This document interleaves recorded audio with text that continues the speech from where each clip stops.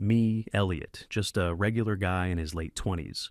Work as some kind of analyst in a decently sized company. Not a dream job, but it pays the bills and the work is moderately interesting.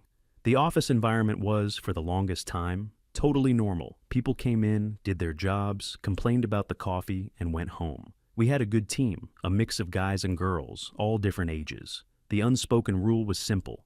If something needs doing, whoever is available and able lends a hand. Need to move a desk for the new hire? 2 or 3 people just get up and do it. A big shipment of printer paper arrives. Whoever is near the door helps the delivery guy. No drama, no politics, just simple logical cooperation. My closest work buddy is Jerry. He's a guy in his 50s, probably ex-military or something, has that no-nonsense vibe. Seen it all, done it all, and has a bottomless well of sarcastic comments for every corporate initiative. He's the kind of guy who calls team-building exercises management-mandated friendship simulations. But he's solid. If you need help with a project or your car won't start, he's the first one there. For years, this was the comfortable reality, a stable, predictable, and functional workplace. Then, our old manager retired. We all liked him.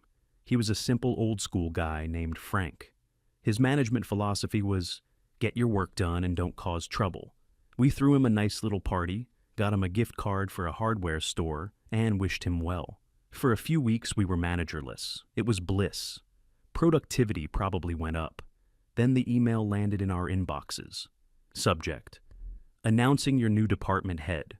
We all gather in the main conference room. In walks Mr. George, the big director for our whole division. And with him is our new manager. Her name is Bella. She looked like she just walked out of a corporate stock photo. That kind of relentlessly positive, yet somehow aggressive energy. Mr. George gives the standard introduction. Bella comes to us with a wealth of experience, and we're excited to see the new direction she takes the team. Then he leaves, and it's just us and her. The vibe in the room changes instantly.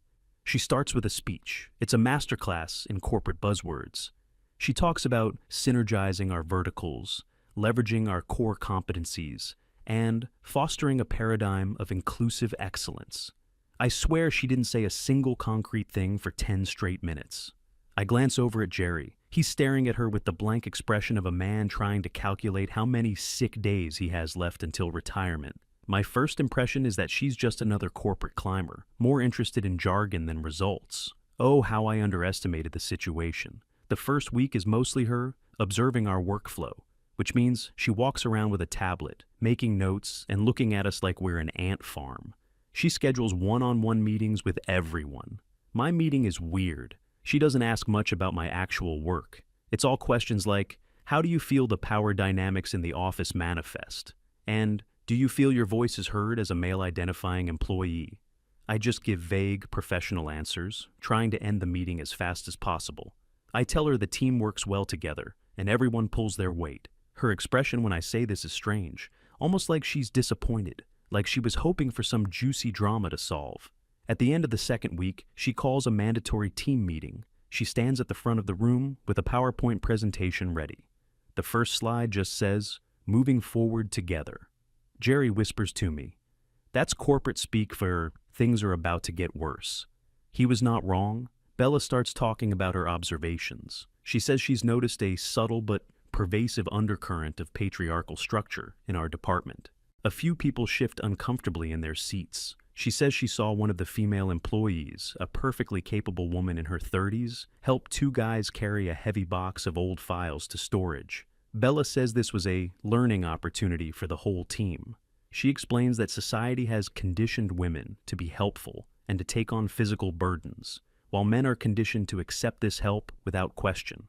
I'm just sitting there, thinking about all the times I've seen women and men help each other without a second thought. It wasn't about gender, it was about getting a task done efficiently. But in Bella's world, it was a scene from a historical drama about oppression. Then she drops the bomb, her new policy. To actively dismantle these ingrained structures and create a truly equitable workspace, she is instituting a new rule. From this day forward, any and all tasks involving physical lifting, carrying, moving, or assembly are to be performed exclusively by the male employees of the department. A dead silence falls over the room. You could have heard a pin drop on the industrial-grade carpet. She's beaming, like she just handed down the Gettysburg Address. She clarifies what this includes, changing the water cooler bottle, bringing in the weekly paper delivery, moving furniture for office rearrangements, assembling new chairs, anything. Her reasoning? This will unburden the female employees from the unspoken expectation that they perform physical labor. It will also give the men an opportunity to step up and consciously perform the role of provider in a non-toxic way. I look around the room. The guys are all staring in disbelief. The women look incredibly awkward. A couple of them look genuinely embarrassed. One of the older female accountants, a super nice lady who has been with the company for 20 years, looks like she wants the floor to swallow her whole. Bella asks if there are any questions. Nobody says a word. It's the kind of silence that's so heavy it feels like a physical weight. What could we even say? Any objection would immediately be framed as a refusal to help our female colleagues. It was a perfectly designed trap. Bella takes our silence as enthusiastic agreement. "Wonderful," she says, clapping her hands together. "I'm so glad we're all on board with creating a more progressive future for this department." The meeting ends. We all shuffle back to our desks like zombies. The first test of the New World Order comes the very next day. The big water bottle on the cooler is empty. It sits there all morning. People walk by it, look at it, and then walk away. Before, whoever noticed it and had a free minute would just swap it out. Now, it's a political statement. Around 11 a.m., Bella walks out of her office. She sees the empty cooler. She scans the room, her eyes landing on me and another guy, a junior programmer who looks like he weighs 150 pounds soaking wet. She points at the cooler. "Gentlemen, could one of you handle this, please?" Her tone is sickly sweet. I get up, go to the storage closet, grab a new bottle, and haul it back. As I'm wrestling the new bottle into place, I can feel every eye in the office on me.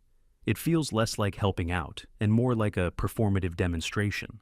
I finish, and Bella gives me a theatrical smile and says, "Thank you, Elliot. I appreciate you stepping up." I just nod and go back to my desk, feeling ridiculous.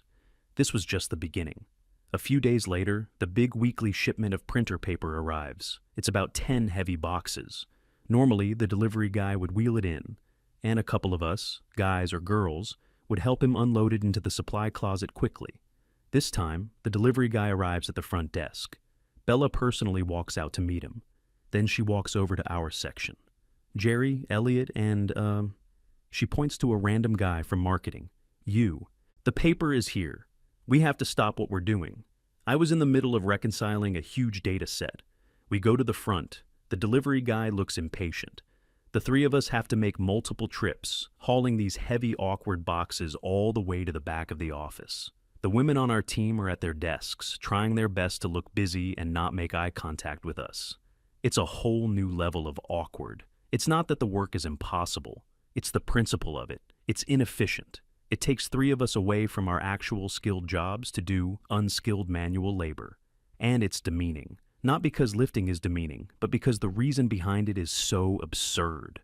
We are being treated like a designated caste of laborers. Jerry is getting visibly annoyed. He's an older guy, and while he's in decent shape, you can tell hauling those boxes isn't great for his back. After we're done, he leans over to my desk. "You know," he says, keeping his voice low, "for a policy that's supposed to fight stereotypes, it's doing a great job of reinforcing the one about men being mules." The situation escalates. Our company decided to replace all our old office chairs. A massive delivery of flat-packed boxes arrives, dozens of them. Bella announces that assembling the new chairs will be a male team-building exercise. So, for an entire afternoon, all the men in the department are taken off their projects. We are in the conference room with Allen keys and confusing Swedish instructions, putting together chairs. Meanwhile, the women are expected to continue working, hitting their deadlines. The productivity of the department takes a nosedive. Projects start falling behind schedule.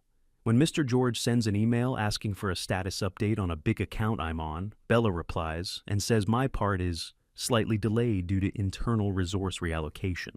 She's literally creating a problem and then using corporate jargon to cover her tracks.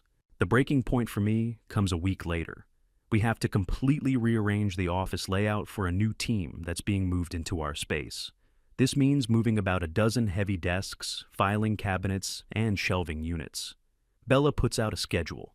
All the men are required to stay late on a Thursday to do the moving. No extra pay, of course. It's just part of our role. We spend 3 hours after our normal workday sweating and hauling heavy, awkward furniture. Jerry actually pulls a muscle in his shoulder. He's trying to hide it, but I can see him wincing every time he lifts something. That night, I go home completely fed up. This isn't about equality, it's about control. It's a power trip disguised as social justice. She has segregated her own department into 2 classes, the thinkers and the lifters. The next day, I decide to talk to the other guys. I catch Jerry by the coffee machine. He's moving his arm gingerly. I ask him how he's feeling. "Peachy," he says with his usual sarcasm. "I've always wanted to experience the joys of being an unpaid mover." I tell him this has gone too far. It's affecting our work, our morale, and now our physical health. I suggest we need to do something. Jerry just looks at me. "And do what exactly? Complain? We'll be labeled as misogynists who don't want to help. She's got us in a corner." I tell him he's right, we can't complain, but we can be logical. During lunch, I get all the guys together in one of the empty meeting rooms. There are about 8 of us. The mood is grim, everyone is angry. One of the younger guys suggests we just refuse, flat out say no next time she asks. I explain that's a bad idea. It's insubordination. It'll go on our records and she'll win. Another guy suggests going to HR. We all have a laugh at that. Our HR department is known for being completely beholden to whatever the latest corporate trend is. They would take her side in a heartbeat. Then I lay out my plan. We can't fight her on ideological grounds, I say. We have to fight her on her own turf, corporate policy and logistics. I tell them we should stop seeing this as a social issue and start seeing it as a contractual one. None of us were hired to be furniture movers or delivery men, I explain. Our job descriptions list our professional duties. This is extra. I can see a spark of interest in their eyes. This is skilled labor, I continue, pointing at my head. And that is unskilled, physical labor. I gesture towards the main office. When a company asks an employee to take on significant duties outside their job description, there are procedures for that. It involves a title change or, more commonly, additional compensation. Jerry starts to smile, a slow, cunning smile. He sees where I'm going. "So," he says, "we're not refusing to do the work. We're just asking to be paid for it." Exactly. We can't be accused of being uncooperative. We are cooperating fully. We are simply asking that the company recognize this new, physically demanding part of our jobs with fair compensation. We would be framing our request in the language of pure, cold, corporate bureaucracy. The language of money, the one language that people like Mr. George definitely understand. The plan is met with unanimous approval. It's perfect. It's logical, professional, and it puts Bella in a box. If she agrees, she has to explain to upper management why she's increasing payroll for a problem she created. If she refuses, on what grounds can she do it? We are not refusing to work. We are asking to be paid for the work we are doing. Her refusal would be unreasonable and unprofessional. We decide that I will be the one to talk to her. I'm generally the most level-headed and least likely to get emotional. We spend the rest of our lunch hour drafting a formal email. It's a masterpiece of professional, passionless corporate speak. It politely outlines the new, regular, and physically demanding tasks that have been assigned to the male staff. It references the company's own policies about compensation for duties performed outside of one's official job description. It respectfully requests a meeting to discuss the implementation of an appropriate pay differential for the affected employees. We all agree on the wording. The plan is set.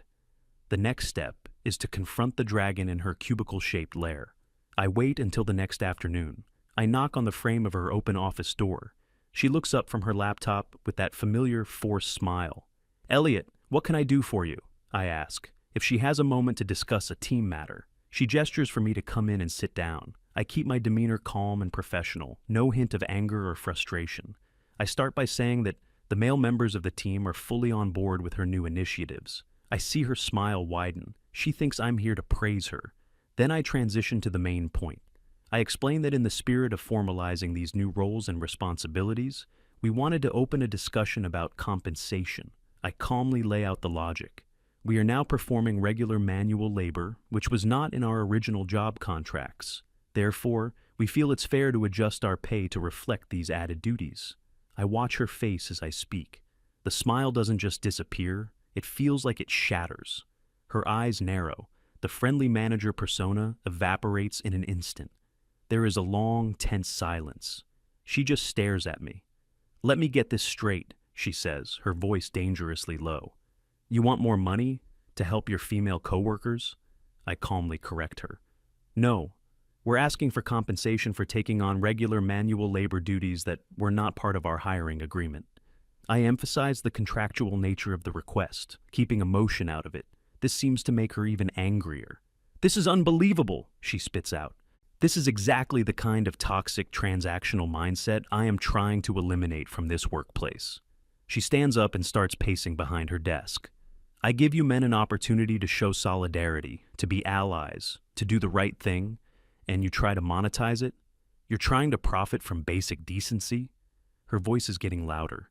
People in the main office area are starting to look over. I remain seated and keep my voice steady. "With respect, Bella, this isn't about decency. It's about our employment contracts. We are happy to perform the duties. We just believe it's fair to be compensated for them, as per standard company policy." Mentioning policy was like throwing gasoline on a fire. "Policy?" she practically shrieks. "You want to talk about policy? How about the policy of being a decent human being? How about the policy of not undermining your female manager with greedy, bad faith arguments?" She's in full meltdown mode now. She accuses me of organizing a mutiny. She says this is a blatant example of male fragility, and that we are weaponizing bureaucracy to resist a progressive agenda.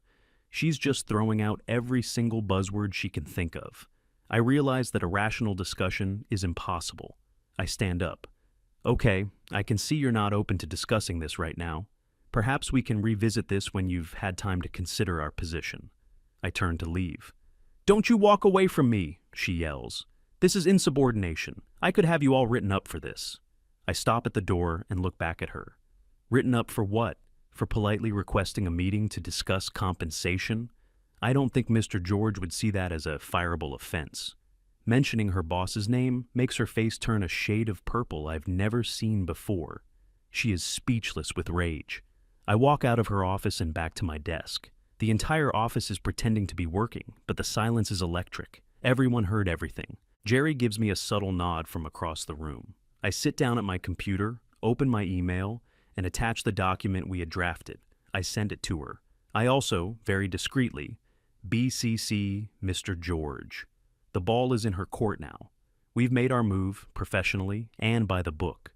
The gauntlet has been thrown down. We have no idea what's coming next, but the quiet, normal days of our office are officially over. A war has begun.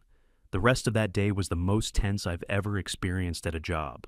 Bella stayed in her office with the door shut. No one dared to go near it. The atmosphere was thick enough to cut with a knife. All the guys on the team knew what had happened, and we communicated with silent nods and glances. The female colleagues just kept their heads down, clearly wanting to be as far from the blast radius as possible. I felt a strange sense of calm. We had made the right move. We hadn't been emotional or aggressive. We had used logic and professionalism as our weapons. Now we just had to wait for the fallout. The next morning, I came in early. Bella was already there, which was unusual. She didn't say good morning. She just glared at me as I walked past her office. An hour into the workday, a new challenge arrived. An email from Building Services. "The new server rack for the IT closet has been delivered to your department's reception area. Please ensure it is moved to its final location today." This thing was a beast. It wasn't just a box, it was a huge heavy metal cabinet on a wooden pallet.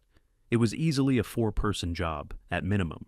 It was also blocking a major walkway, creating a safety hazard.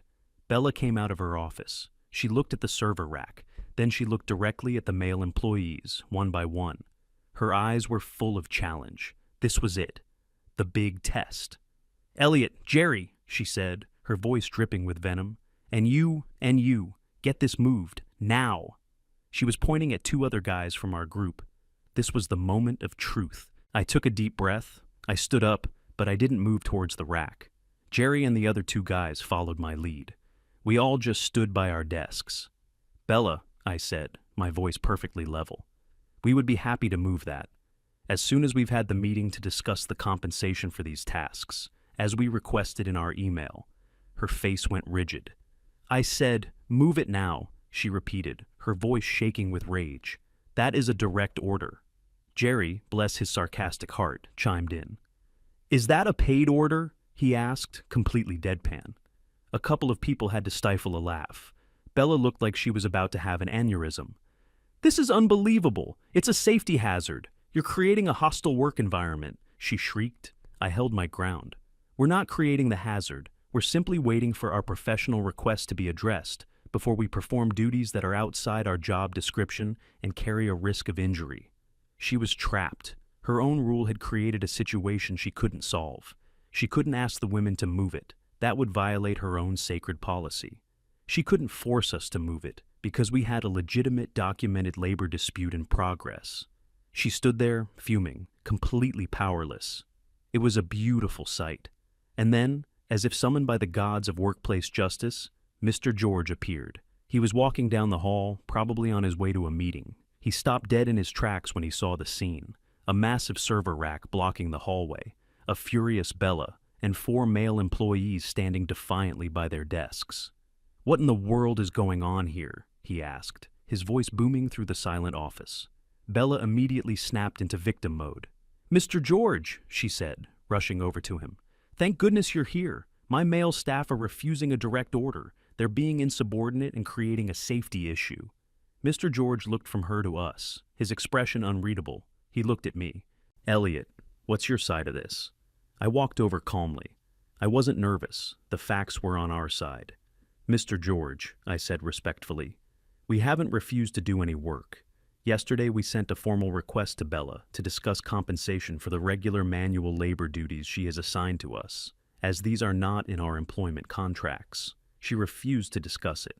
We are simply waiting for that official request to be addressed before we take on another such task." I saw a flicker of something in Mr. George's eyes. It might have been understanding. He's an old-school businessman. He understands contracts and money. "Bella," he said, turning to her, "did you receive a formal request from your staff about compensation?" She faltered. "It was a ridiculous, bad-faith request meant to undermine me." "That's not what I asked," he cut her off, his voice sharp. "Did you or did you not receive the request?" "Yes, but... and have you addressed it?" He didn't wait for her to finish. He had heard enough. He pulled out his phone, made a quick call, and within 2 minutes, 2 guys from the building maintenance crew showed up with a dolly and moved the server rack. He had solved the immediate problem in 30 seconds. Then he turned back to us. "Bella, Elliot, my office, now." We walked to his big corner office in complete silence. He closed the door behind us. "All right," he said, sitting behind his massive desk. "Explain this to me from the beginning.